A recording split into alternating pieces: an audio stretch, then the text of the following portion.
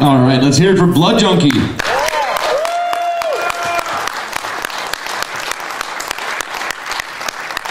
And now, currently joining me on the stage is Mr. Nick Summer, star of Blood Junkie. Let's hear it for Nick as well. Now, before I turn it over to you, just want to say it. Blood Junkie was not the original title. Can you give us a little info on that? Sure. It was originally called Rocky Trails when Drew got done with it. He tried to, took him about a year to get distribution, finally got picked up through Troma, and Rocky Trails doesn't jump quite off the page like Troma likes to have, so needed to come up with a different name. He did get to pick his name at least, so threw some ideas around, and our buddy Andrew Swant, who actually is inside the killer's costume, but he's not the face of the killer, came up with Blood Junkie. We liked it. It worked well, so. Any questions? Come on, don't be bashful. How easy was it to work with the kid? I mean, that's pretty intense movie for a kid to be around. Yeah, we worked most of it around the kid pretty well, with swearing and nudity and everything. His dad is pretty cool. The kid was actually pretty hard to work with. Ended up editing a lot of his stuff out and editing around him as kids. You know, they're just harder to work with for sure. Anyone who's worked with them. What about the frog? Yeah, frog was not hurt. Don't worry. Drew came up with just the arrow through the head trick, wire around the back. So just placed him in there and then let him go free. In a different neighborhood though, so he probably lost his family. But more questions? Yeah. How long did it take to film it, and when was it filmed? Like late summer, fall 2008. It took about 4 months. Yeah, it got really, really cold at the end. Like all the kill scenes, the makeup was like, it was really hard to work with. I was laying in that pool of blood for that kid to go. I didn't even know what he was doing. He was picking up a gun or something. For about an hour, I just laid in that, and it was like 35 degrees in the basement of that factory on a concrete floor. So I was actually shaking in between takes. And I'd just say, just give me a couple seconds, and I would just like breathe real heavily and try and warm myself up, and then just freeze for the takes. So. You mentioned the factory. How was it acquiring the factory? You know, who came across it, and this factory story? Yeah, the factory, Drew had been to it, I guess, a long time ago, and he always said he was going to go back there and shoot a horror movie, which he did, so congrats on that. But basically, it's an abandoned glue factory. It's the Peter Cooper glue factory, I believe, and Drew tried forever to figure out who this guy was, like where could he find it, and I don't exactly know how he did it. Eventually, he tracked the guy down. He lived in Florida. He was a businessman. He was like all for it. He said, yeah, that sounds awesome, definitely do it. So we got permission, and we just have to let the police know every time we go there. And he had a key because it was like locked behind a gate, but lots of people have been there before. It's just south of Milwaukee, except for I believe it's gone now. They finally tore it down. They were talking about tearing it down forever. The guy, Peter Cooper, actually died before this movie was done in the freak. He owns a helicopter, I guess. Some freak helicopter accident, so, yeah. Other question? Yeah. What was the inspiration for the 70s, 80s theming for the whole idea?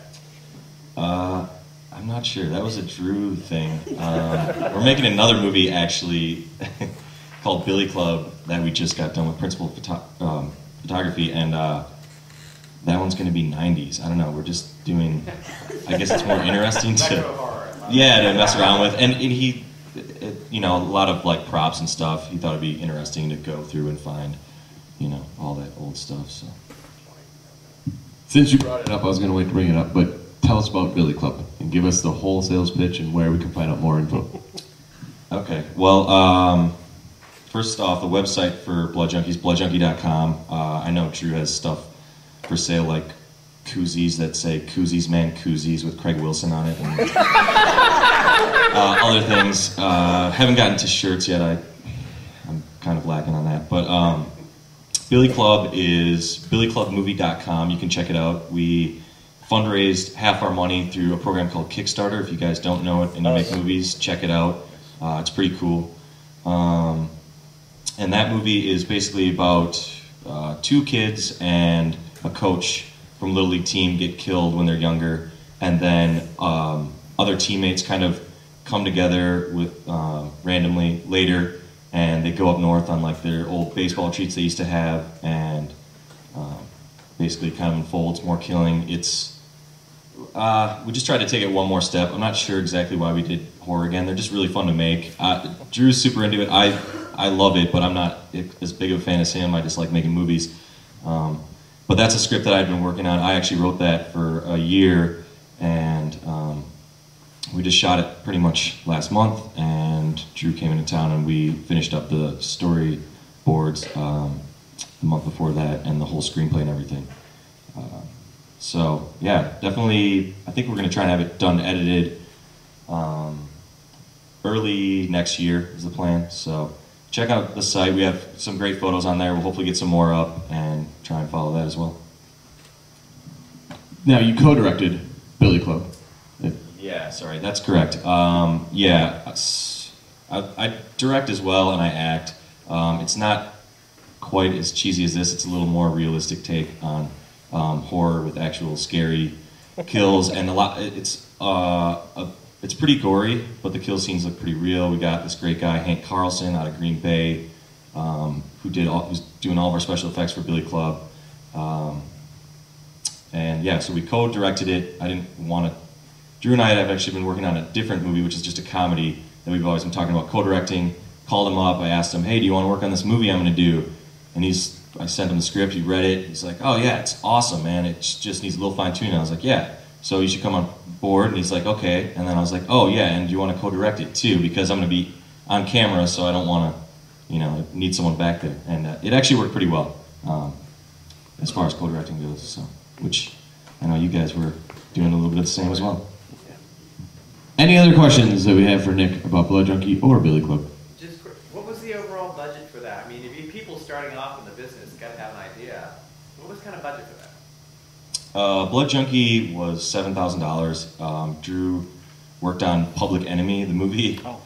I don't remember exactly what his title was on that, but all the money that he made from that, he basically put into Blood Junkie. And for Billy Club, we worked with a budget of $30,000. So everything's a little bit bigger, a little bit better.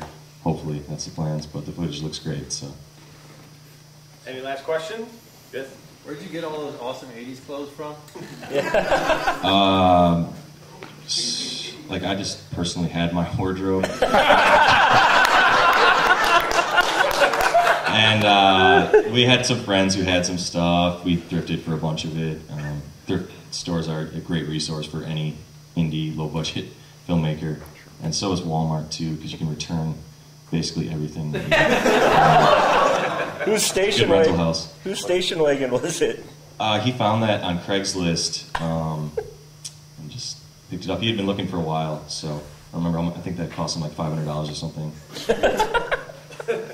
So you weren't worried about breaking the window? The window wasn't actually broken.